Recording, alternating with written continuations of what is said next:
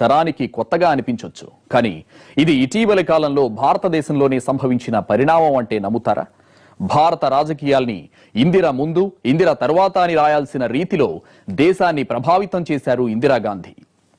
ప్రజాస్వామ్యంలో కరుడుగట్టిన నియంతగా, రాజకీయాల్లో ఆడవాళ్ల పాత్రని ఆరోవేలిగా భావించే సమాజానికి మహిళకు అధికారం దక్కితే ఏం చేయగలదో ప్రపంచానికి చూపించారామె. ఇందిర శత జయంతి అనేది కాలగమనంలో ఒక మార్క్ మాత్రమే కావచ్చు. ఇందిర జీవితం మాత్రం జీవితంలో ప్రతికూల పరిస్థితులతో పోరాడే వారికి తిరుగులేని స్ఫూర్తి.